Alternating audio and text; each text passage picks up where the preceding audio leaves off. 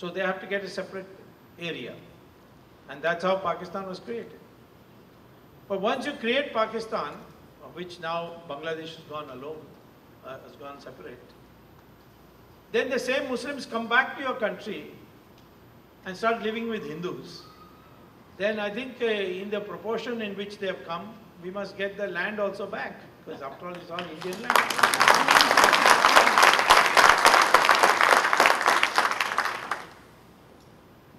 I would say that the impact of corruption is an extraordinarily serious dimension now, and we have to fight it now. We are very fortunate that today we have a leadership with the Chief Justice, Justice Kapadia, who has made it known to all judges that you must help in the fight against corruption. It's a pity that the Prime Minister should be taking the lead. But with the Prime Minister, you see, he may be personally honest, but he is watching all this. Lord Krishna says in Mahabharata to Arjuna, in the Gita, when the war is going on and Arjuna hesitates about shooting the arrow on Bhishmacharya, he says he may be a great scholar, he may be a teacher, but he violated the fundamental moral law when he saw Draupadi being stripped and he did nothing about it.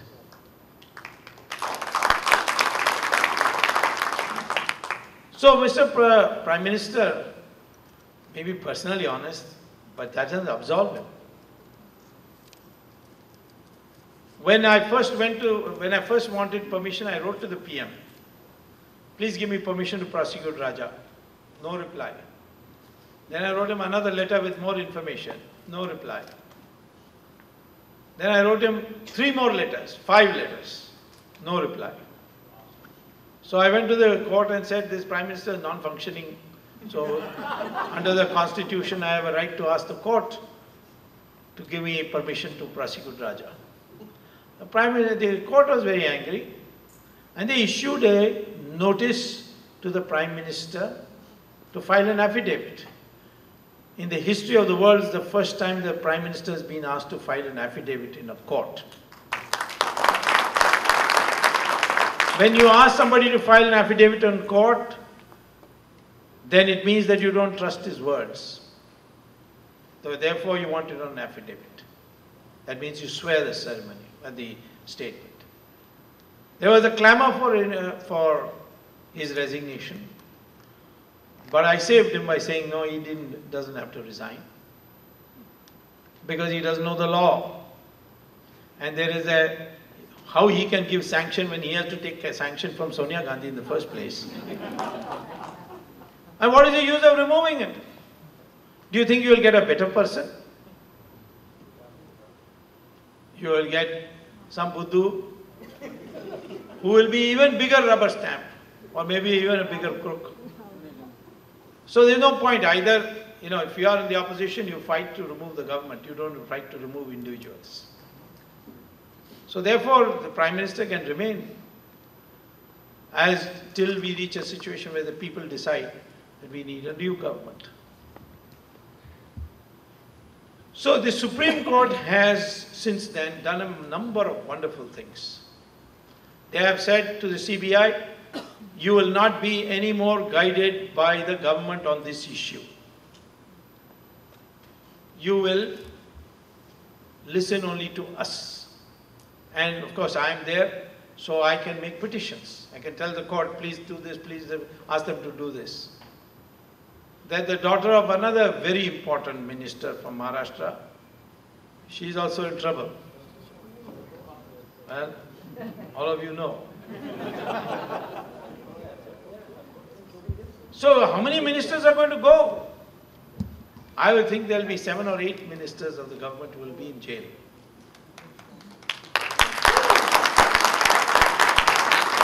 This is unprecedented for India. Because India, an atmosphere had come, nothing will happen. The corrupt people are spreading this. Nothing will happen in India. The laws are not sufficient. They should be made strong. Anna Hazare's contribution, however, is one which I would commend here today. Only one clause in this entire Jan Lokpal bill is worthy. Otherwise, with the present laws, I'm getting action anyway. I must say that the Supreme Court has selected a judge as a trial court judge, and this trial court judge is as tough as they come. Of course, he has a problem because there are so many accused. There are 23 accused already, and all of them are billionaires. And they can afford lawyers, the best quality lawyers. They usually come with 5 lawyers each. So 23 times 5 is almost 100 lawyers are breathing down the neck of the judge, you see. And poor chap, but he's held ground. Those who thought that India is a weak country should see the kinds of changes that have come. I myself, people ask me, how did you get all these documents? Well, you'll be surprised how I got these documents. One day at 9:30 in the night, the doorbell rang, I opened it, and there was a well-dressed youngish man. He said, my name is Achari, Ashirvadam Achari, and I would like to talk to you. So I said, where do you work? He said, I'm private secretary to the Minister of Telecom, Mr. Raja. So I said, aren't you doing a very dangerous thing by coming to me? He said, no, I've come because my conscience has pricked me. And so I invited him in, and he told me all that had happened. And he provided the documents too. And later on, he appeared before the magistrate and recorded a statement. But for him, this case would have come this far. Now, I never knew that such people exist, and he is not just an ordinary stenographer or anything. He's a private secretary, he's an official rank. Private assistant is a stenographer. But private secretary to a minister is an IAS officer. And here he staked his entire career and came to me and told me the whole thing, and then the CBI was informed, and then they took charge, and he laid the foundation for the prosecution in this matter. Then there's a journalist who's extremely poor. I mean, it means he's not starving, but he works for the pioneer called J. Gopi Krishnan. His was a relentless research that came in the paper day after day. Despite all the threats he received, he continued. So there are people like that. There are judges like Justice Singhvi and Justice Ganguly who are not afraid of anybody. And as a consequence today, I can say that if this 2G spectrum scandal goes to its logical conclusion, we'll have a new dawn in India. India was not a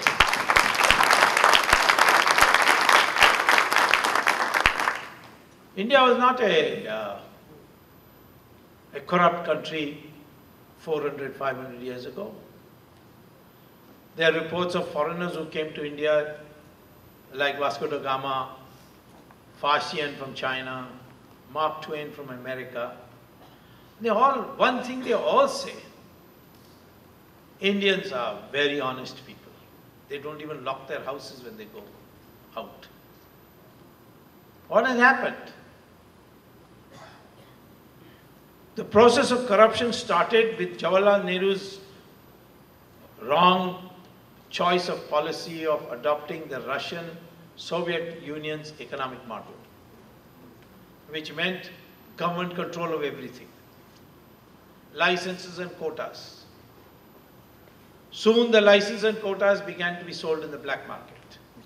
Soon emerged a bunch of touts, and they then became rich, but they ensured that the industrialists in the private sector got the licenses. That's how corruption started after 1947. In 1991, I was a minister at that time, Commerce Minister. I prepared the blueprints for economic reforms. Manmohan Singh, before I became minister, was in Geneva. He was in some UN commission. He had left the country. I phoned him up and asked him to return. And he came and became our government's economic advisor. Montek Singh was my commerce secretary. The three of us sat together and prepared the blueprints. But then the Chandrasekhar government fell and Mr. Narasimha Rao came. And Mr. Narasimha Rao, in my opinion, deserves the full credit for the political sagacity in implementing the economic reform.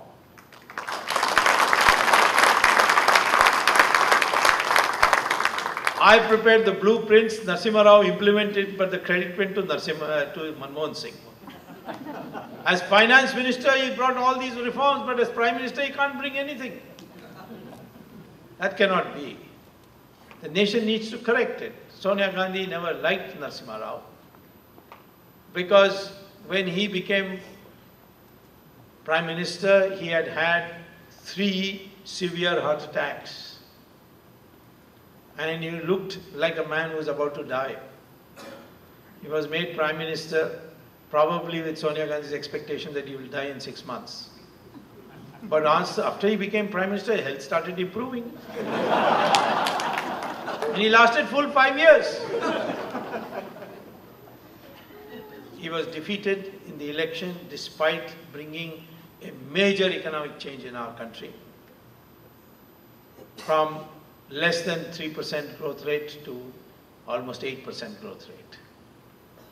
And he died a completely discredited person by his own party. Some future government will have to rectify that. But people say that because of these economic reforms, there's more corruption today.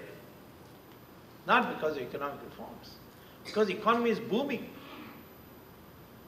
And if the economy is booming, if you go by percentage terms and look at it in absolute terms, of course, the numbers are going to be large.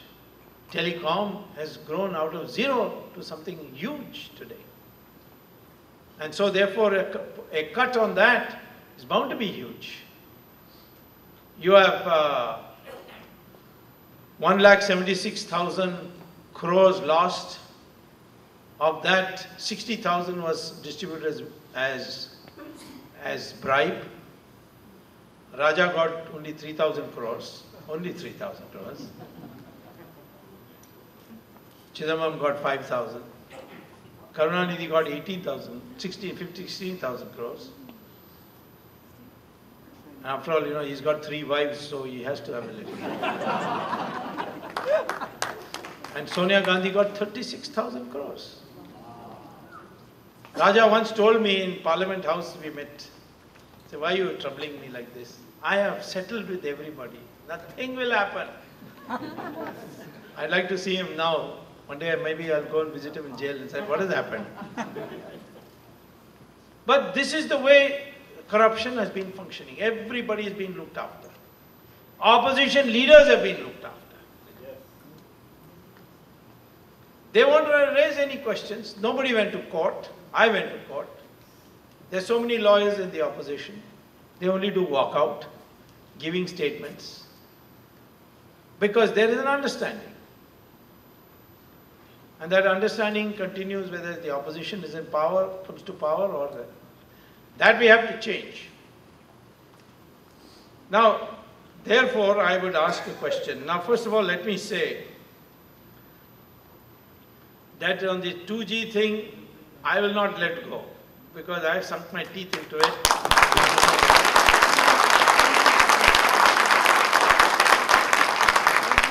I filed another petition and argued before coming, and orders have been reserved, to cancel all the licenses and auction them afresh.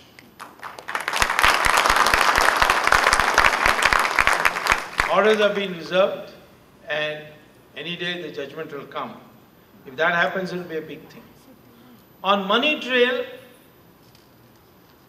the Supreme Court has got so angry. You explain to me, why should they get angry? Germany found that some of its officials are putting money illegally in Liechtenstein Bank. And they decided that this is unacceptable. So what they did was their German intelligence bribed a senior official of the Liechtenstein bank to give a CD of all the illegal bank accounts, or numbered accounts as they are called, not illegal, they're called numbered accounts, of all the numbered accounts with their names for a payment of only $5 million. So that official gave it. Germany then separated them by countries. And they found that these large number of names were from 42 countries in a small place like Liechtenstein. Imagine what it must be like in Switzerland. And India had 16 names. So they wrote to all the governments, we've got your nationals, records of your nationals who have got illegal bank accounts in Liechtenstein. If you want, we'll send it to you. 41 countries immediately wrote, please send it back, send it to us. But India was the only country which didn't reply. Then some of us created a halla gulla. So Prime Minister wrote a letter. Now that names have come. They wouldn't make it public. So some people went to the Supreme Court. Supreme Court said, give us the list. They said, no, we will not give you the list. Or we'll conduct an inquiry. Who got how much? Won't do that. So in disgust, the Supreme Court said, all right, then we are setting up an inquiry committee, special investigation team, SIT, under the chairmanship of a retired but very honest judge called Jeevan Reddy. And they will investigate. Now the court is saying the government is filing a new petition, review petition, saying no, you are usurping our powers. The Constitution has said very clearly, Ambedkar in his speech in the Constituent Assembly has said, when the government fails to do its duty, that time the courts have a right to intervene and substitute for the government. And that's what happened for sanction also. I asked for sanction, Prime Minister didn't reply, went to court, court gave me sanction. So therefore, they are now filing a review petition because they are so scared of the names coming out. Then there was one man who was a scrap collector. Well, in this country he may be called garbage collector, but in India we have a more respectable term, scrap collector, called Hassan Ali. And he had an account of $81 billion. $81 billion. Excuse me, not it, $8.1 billion, right. $8.1 billion. Now, how could a scrap collector have an account of $8 billion? This was nobody, this is an ordinary income tax officer found out by a raid in Hassan Ali's house. And then he informed the finance ministry officials informed Mr. Chidambaram. Mr. Chidambaram's greed was stoked. So he sent word to Hassan Ali, you share 50-50 and I'll let you go. Hassan Ali couldn't share, for reasons I'll explain in a minute. So Chidambaram thought this man is misbehaving. So he wrote a letter to Swiss authorities. We in our income tax rate have found such and such Swiss bank accounts in such and such bank of bank number so and so. Kindly confirm it and send us the documents. So Switzerland sent it to their courts and the courts gave direction, gave them the documents, and those documents were given. Meantime, Chidambaram was shifted to Home Ministry. Maybe because of this. They say it was 2611, I don't know. And Pranab Mukherjee came in as finance minister, and the first letter he wrote to the Swiss government is, my predecessor wrote a letter in which he gave the bank accounts and their numbers. Unfortunately, there was an error in the numbers given, so I'm supplying you fresh numbers of the bank accounts. They're all bogus numbers. So Switzerland immediately said, oh, no such accounts exist. and they defroze this man's account. Within 3 days, that $8.1 billion was cleared out. But Mr. Hassan Ali was in custody. How did he clear out? This means that Hassan Ali opened the account, but the password was with somebody else. So this is a new technique. Open an account in somebody else's name, and the password will be with somebody else. Now this time, recently, they found that number of accounts were given to us by Switzerland, and there was Shailesh Gandhi, Praveen Gandhi, all Gandhis. And all of them were, when the press correspondents went to these Gandhis, they were all very ordinary people. They could not have an account in Switzerland. And they also didn't, they were shocked. How come our name came? So obviously some Gandhi has got the password and put it all in these names. Of course, there are other difficulties. Sonia Gandhi's sisters are still Italians, citizens. Sonia Gandhi herself is, but I have not yet got the records. If you NRIs want to know what you can do to help the fight against corruption, please go to Italy and get those records, or employ a private detective to go to Italy. You have the resources, you've got the capacity, and you've got the reach. We in India who are fighting corruption would like only information. The Americans have a lot of information, but they're not sharing. The American Fort Meade, you see, near Washington, that has a computer which records every bank transaction in India, in the world. And they have buzzwords. So, supposing it says something, says Osama bin Laden, immediately it will give you a printout.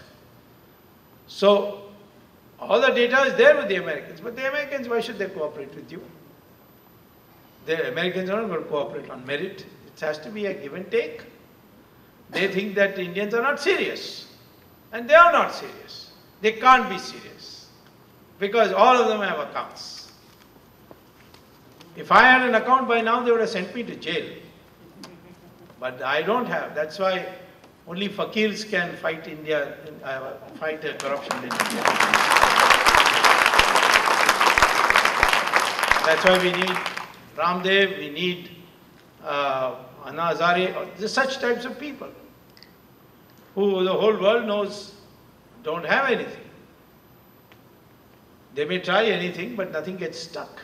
Nothing can be pinned on them. So I am saying that this amount of money, how much is abroad? Some say $500 billion, some say $1.5 trillion. But one of my Harvard students became a chairman of one of the Swiss banks, and he told me, but for Indians, our bank would have financially collapsed a long time ago. I said, why? Because they bring so many accounts. He said, no. They come, they are so insecure, they don't even leave a beneficiary name, and they die and the money becomes ours. That's how it's. So in this situation, we can correct corruption at all levels. There was a time there was so much corruption in railway reservations. Once the railway reservations became computerized, all corruption in that is gone.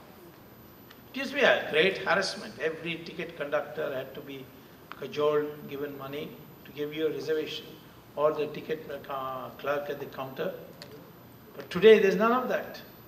In fact, you can get on your mobile whether you're, now, what is your waiting time and when will it be confirmed, or if it is confirmed, you will get a SMS alert.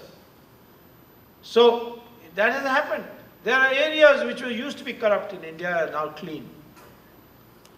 Now the real place where corruption has to be cleaned is at this top level. The other things will automatically get cleaned up by example. You see, one of the things is, in the short run, to cure corruption, you can have laws, but they must be enforced. On 7th January 2008, there were two press conferences which came one after the other. One was a press conference in Hyderabad addressed by Ramalinga Raju of Satyam. He said, I have done fraud with my accounts and I have salted away 7,500 crores. I am ready to face any punishment. And I hereby resign from the chairmanship of Satyam. That's a confession. Around the same time in New York, a gentleman by the name Bernard Madoff held a press conference saying that I have sinned because I have defalcated pension funds in Ponzi schemes. I am ready to face any punishment. I am ready to accept any punishment as an atonement. Within 6 months, Bernard Madoff was convicted in prison for 150 years. 6 months. But Ramalinga Raju is still lying in the air-conditioned room of Apollo Hospital in Hyderabad. No charge sheet yet. This is one of the things that we need to correct. Anna Hazare is right in saying that country needs a change in law. The one thing that I accept, and what he says is correct, we need an independent public prosecutor. Hong Kong was the most corrupt country of East of Asia. Once that independent public prosecutor was appointed, within 10 years, Hong Kong has become the cleanest country now in the Transparency International, right at the top. Here also, when President Clinton on that Monica Lewinsky case, America appoints an independent prosecutor on an ad hoc basis. Watergate, they appointed a public prosecutor, independent public prosecutor. India too, we can have, and I'm testing the law already, even without Anna Hazare's proposed amendment. He is proposing a general amendment, but I'm saying in corruption law, we can have an independent public prosecutor because I had gone to court asking the court, that is the trial court, not the Supreme Court, the trial court, please appoint me as an independent public prosecutor. So the court said, how can we? The CRPC says that only government lawyers can be appointed public prosecutors. So I said, yes, that is in the CRPC. But the Prevention of Corruption Act, that says that you can appoint an independent public prosecutor. He said, read it out to me. So I read section 5. It says that the person who files the private complaint on corruption under the Prevention of Corruption Act can be appointed as an independent public prosecutor under the law. And the judge tells me, I never knew this law existed. But I don't blame him because nobody had brought it to his attention. And most people don't know the law. The law is now, I think it now society has become so complex. I think our educational system should now start teaching law as a required subject so that everybody knows some law and they're not terrified by law. In the short run, yes, we need to tighten the laws, particularly this independent public prosecutor. And 1 or 2 people go to jail, it has a very salutary effect. But long run, it's not so simple. Because people will then start finding other ways of being corrupt. And that, we must understand the root of corruption then. It's my last thing that I want to say to you. What is the root of corruption? It's greed. To make more money. Why you want to make more money? Because that's what gives you social status. Of course, it affords you a lot of amenities, but that, you don't need all that money. But this money for more and more money, to throw around money, that's a search for social status. Our society, Hindu society, what is called a Sanatana Dharma, has understood this from the very beginning. When 2 great rishis met, to discuss how to structure society. One was Rishi Bhrigu and the other was Rishi Bhardwaj. They met to discuss how to structure society so it's stable.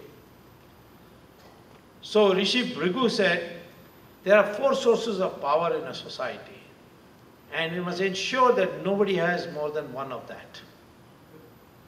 What are the 4 sources? Knowledge, weapons, second, wealth, third, land, fourth. These should not be in one hand. Not even 2 should be in one hand. So those who have knowledge will not have weapons, will not have wealth, will not have land. And they will be venerated the most. Those who have weapons will rule the country, but they cannot make policy. They can't decide when to go to war. They cannot give punishment under the law for criminals. In other countries of Europe where the kings were there, they were the authority for declaring war, authority for giving punishment. So that was monarchy. Ours was not a monarchy, because they had to go to the people with the knowledge to seek their permission, seek their advice. Those who had wealth were certainly, they had a right to make wealth, but their social status will depend on how much philanthropy they do. And those who had land would have to produce for the society. Those who were pushed out of society, there were very few those days. It all happened after these invasions that these numbers grew.